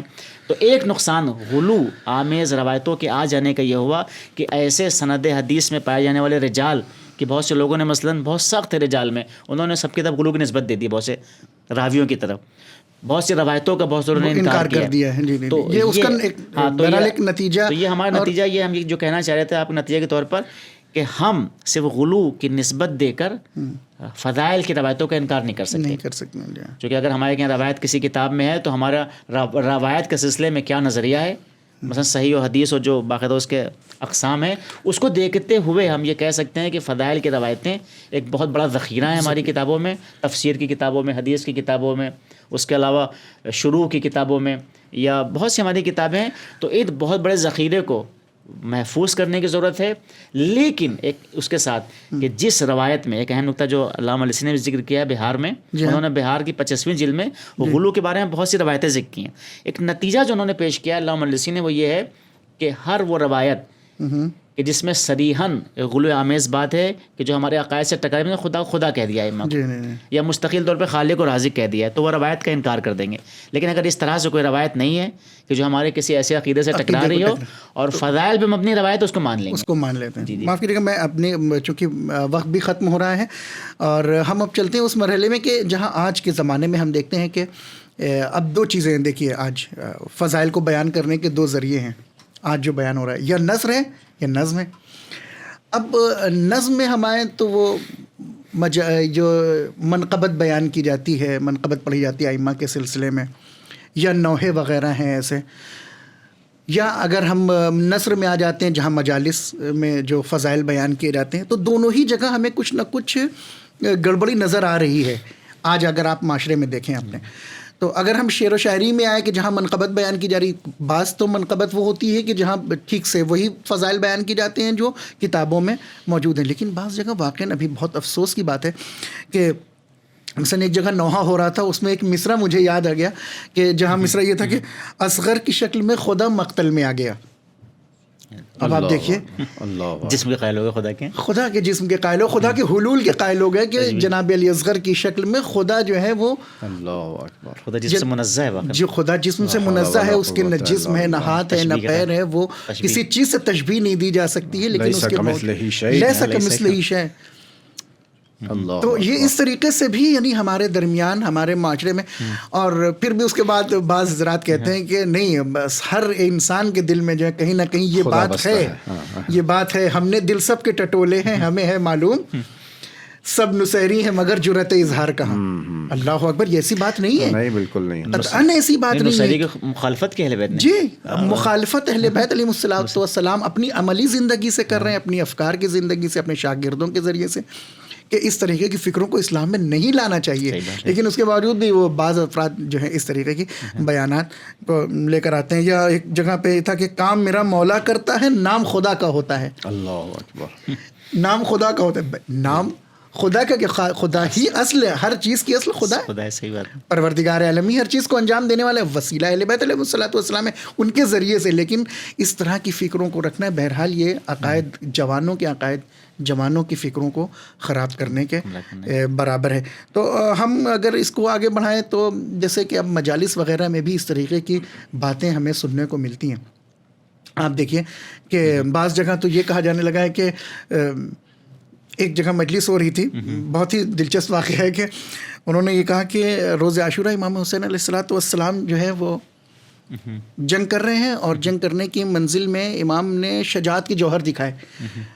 تو پروردگار نے دیکھا کہ یہ تو بہت زبردست حسین شجاعت دکھا رہے ہیں. تو پروردگار کو تھوڑا سا اپنی الوہیت کے لیے ڈر پیدا ہوا. یہ انہوں نے جو بیان کیا، نعوذ باللہ، نعوذ باللہ، یعنی کہاں فکریں چلی گئی. اس کے بعد جب دیکھا کہ حسین صبر کی منزل میں آئے، تو یہ صبر کی منزل میں بھی اپنے کمال پر ہیں حسین. تب پھر پروردگار نے آیت نازل، وہ یہ آواز گونجی اور فرشتے کے ذریعے سے کہلوایا کہ یا ایتھا النفس المطمئنہ ارجعی الی ربک راضیۃ مرضیہ.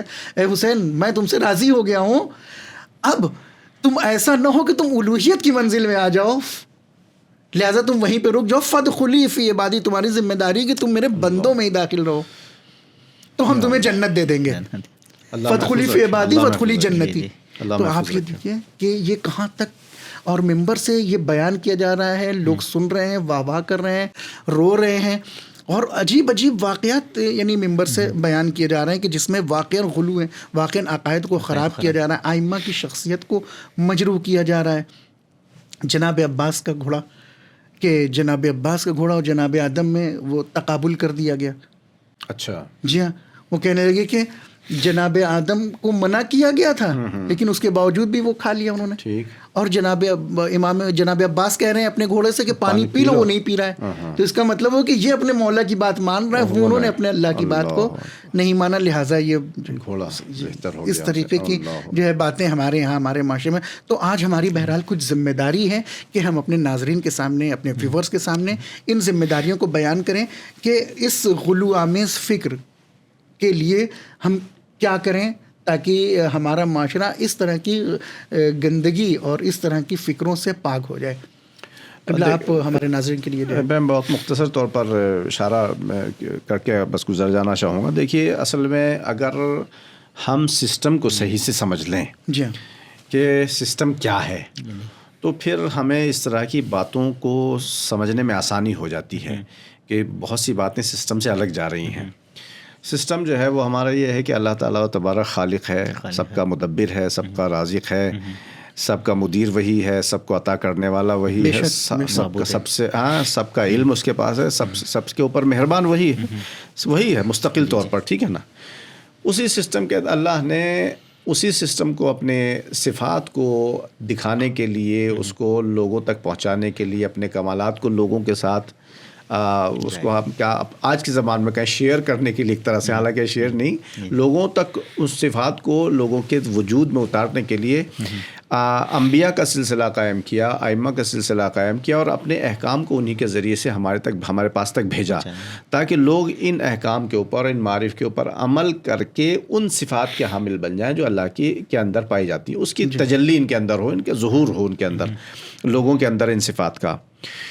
تو یہ جو اللہ کے پیغمبر ہیں یا اللہ کی طرف سے بنائے ہوئے ائمہ علیہم الصلوۃ والسلام ہیں, سب سے پہلی بات تو یہ کہ اللہ کی طرف سے آئے ہوئے ہیں یہ, ٹھیک ہے نا, اللہ نے ان کو بھیجا ہے, نہ یہ کہ مستقل طور پر ان کی اپنی کوئی پرسنالٹی اور ذات ہے, کہیں کہ اللہ سے ہمارا کوئی لینا دینا ہے, کوئی واسطہ نہیں ہے. نہیں, یہ ہر جگہ آپ کوئی بھی دعا اٹھا کر کے دیکھ لیجئے, کوئی بھی زیارت اٹھا کر کے دیکھ لیجئے, کوئی بھی ان کا خطبہ اٹھا کر کے دیکھ لیجئے, کوئی بھی کلام اٹھا کر کے دیکھ لیجئے, وہاں بخوبی یہ دیکھنے کو مل جائے گا کہ یہ کہیں گے کہ ہم اللہ کے بندے ہیں, ہم اللہ کے بندے ہیں, ہم اللہ کی معصیت اور گناہ سے ڈرتے ہیں, ہم مخلوق ہیں, اللہ ہی ہمیں روزی دینے والا ہے, اللہ ہی اگر ہمارے اوپر لطف کرتا ہے تو ہم کچھ کرتے ہیں, اگر وہ نہیں لطف کرے گا تو ہم نہیں کرتے ہیں.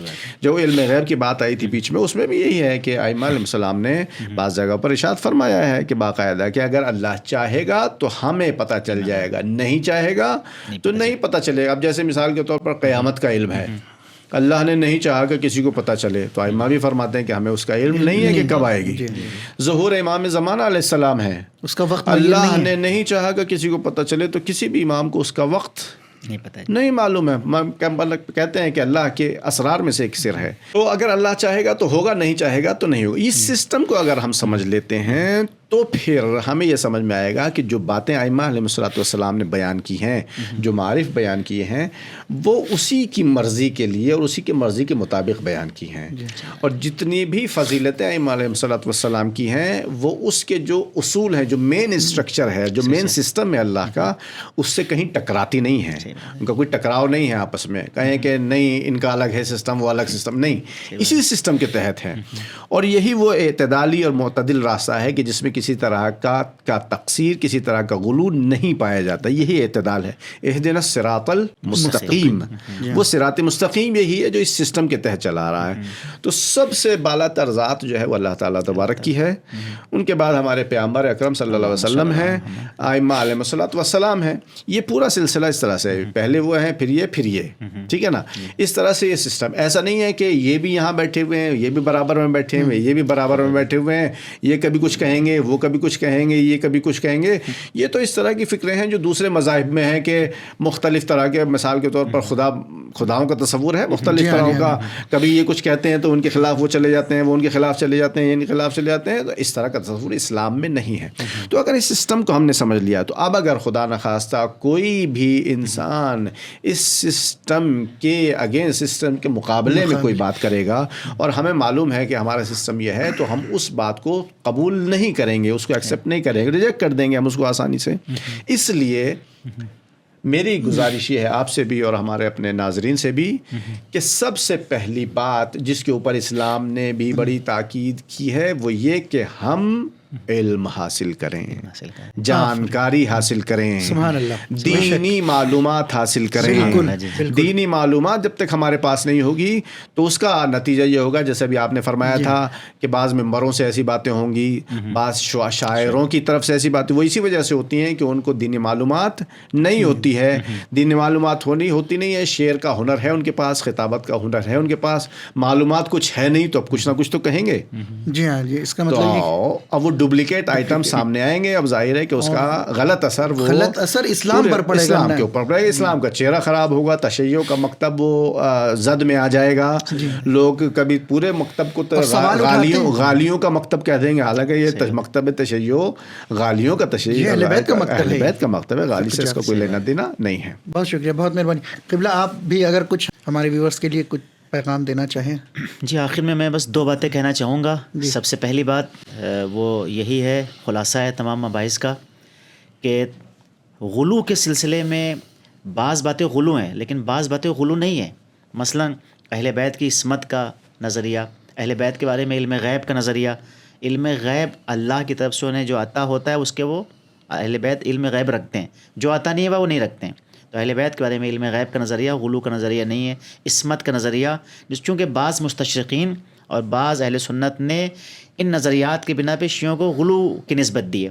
تو یہ نظریات غلو آمیز نہیں ہے. اہل بیت سے کرامت ہو سکتی ہیں، یا خود محدث ہونا، یعنی فرشتوں سے بات کرنا. یہ ہم دیکھتے ہیں کہ جناب مریم نبی نہیں تھے لیکن فرشتوں ان سے بات کرتے تھے. یا اس طرح سے بہت سی باتیں اس کی بنا پہ شیعوں کے غلو کی نسبت دیتے ہیں. یہ بھی غلو آمیز بات نہیں ہے، چونکہ محدث ہونا، یعنی محدث کے معنی ہیں فرشتوں سے بات کرنا. حضرت صدیقہ طاہرہ سلام اللہ علیہ اور ائمہ علیہم السلام سے فرشتے کی گفتگو ہوتی ہے. اس نظریے کو ماننا یہ غلو نہیں ہے، چونکہ ہم دیکھتے ہیں کہ انبیاء کے علاوہ جناب مریم یا اور اشخاص پہ بھی فرشتے آتے تھے. یا قرآن کہہ رہا ہے کہ تتنزل الملائکۃ علیہم، باقاعدہ یعنی ملائکہ نازل ہوتے ہیں. تو یہ کوئی وہ بات نہیں ہے، لیکن وہی صرف نبی پہ آتی تھی، وہی کے لیے کسی کو ماننا یہ اس کے خلاف ہے. بہرحال ایک تو بات یہ ہو گئی.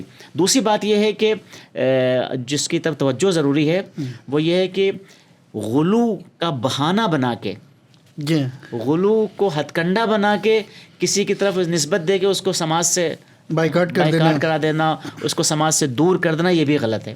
جو غلو ہے وہ کہا جائے گا، لیکن غلو نہیں. مثلا ابھی آپ کسی کو مقصر کہہ دیتے ہیں، دیکھیں، ہاں، یعنی وہ مقصر، یعنی وہ مثلا بہت سے لوگ فضائل میں کمی کرے. مقصر نہیں ہے اہل بیت کے ہاں، فضائل میں کمی نہیں کرتے، لیکن یہ گناہ ہے. ایک ہم روایت آپ کو سنا دیں جو اہل سنت کی کتابوں میں بھی ہے، شیعہ کتابوں میں بھی ہے، کہ اگر کوئی کافر نہیں ہے اور آپ اسے کافر کہیں تو کہنے والا کافر ہو جائے گا. یہ قرآن کیا کہہ رہا ہے کہ ہم جو ہے کسی کو کافر کی نسبت، غلو کی نسبت، تقصیر کی نسبت، بدعت کی نسبت نہیں دے سکتے جب تک ہو نا اس میں نا. تو ایک اہم چیز یہ ہے کہ جو آخری نقطہ ہے وہ معاشرے میں جس کی توجہ کی ضرورت ہے وہ یہ ہے کہ بہت سے لوگ دوسروں کی جانب غلو کی نسبت دے دیتے ہیں، جبکہ غلو کا عقیدہ وہ نہیں رکھتا ہے. تو غلو کے لیے کچھ معیارات ہیں، اگر وہ معیارات ہیں تب غلو آمیز بات ہے، اگر وہ معیارات نہیں ہیں تو غلو سے باہر ہے.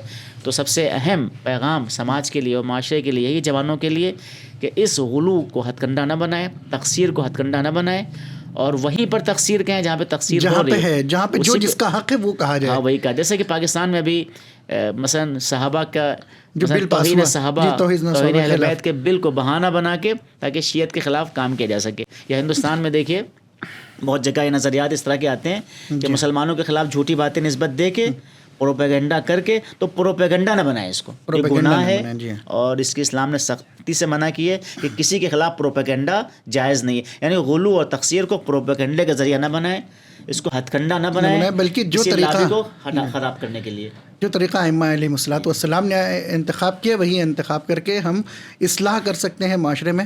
کہ جیسا آپ لوگوں نے، ہمارے ویورز نے توجہ دی کہ ہمارے دونوں مہمان حجت الاسلام والمسلمین مولانا فائز باقری صاحب اور مولانا عادل کاظمی صاحب نے جس طریقے سے ہمارے ساتھ اس گفتگو میں شامل تھے، اور بہت اچھی گفتگو رہی، اور بہت اچھے طریقے سے بہت الگ الگ اسپیکٹس کے ہمارے سامنے ان تمام باتوں کو رکھا کہ غلو خود کیا تھا، کیا ہے، کون سا نظریہ ہے، کب وجود میں آیا. آئمہ نے ہمارے کس طریقے سے جانفشانی کی ہے اسلام کے درخت کو بچانے کے لیے، اسلام کے گلشن کو بچانے کے لیے.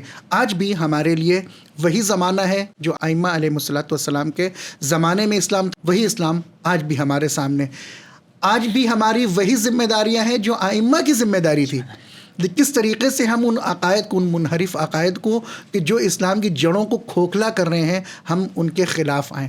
کیسے آئیں؟ جس طریقے سے آئمہ نے اصلاح کی، ایسی فکروں کو انکار کیا، ان کو اصلاح کی، کبھی مناظرے کے شکل میں، کبھی ان سے گفتگو کی شکل میں، اور اس طریقے سے اسلام کو ایسی فکروں سے نجات دلائی کہ اسلام میں کوئی بھی عقیدہ ایسا نہیں پایا جاتا کہ جس میں کسی بھی امام کو خدا کی حد تک لے جایا جائے. اس کے لیے ضروری ہے کہ ہم تعلیمات اہل بیت علیہ الصلوۃ والسلام کو پڑھیں، اس کو جانیں، علماء سے سیکھیں، خود کتابوں کو پڑھیں، حقیقی اسلام کو پڑھیں، تب جا کے ہم ان تمام منحرف اور گمراہ فکروں سے دور ہو جائیں گے اور ہمارے پاس حقیقی اسلام ہوگا۔ خدا حافظی سے پہلے ہم اپنے مہمانوں کا دوبارہ شکریہ ادا کرتے ہیں کہ انہوں نے اپنی مصروفیات کے باوجود بھی ہمارے لیے وقت کو نکالا اور ہمارے اس پروگرام میں آئے، ہمارے اس پروگرام کو چار چاند لگائے۔ والسلام علیکم ورحمۃ اللہ وبرکاتہ۔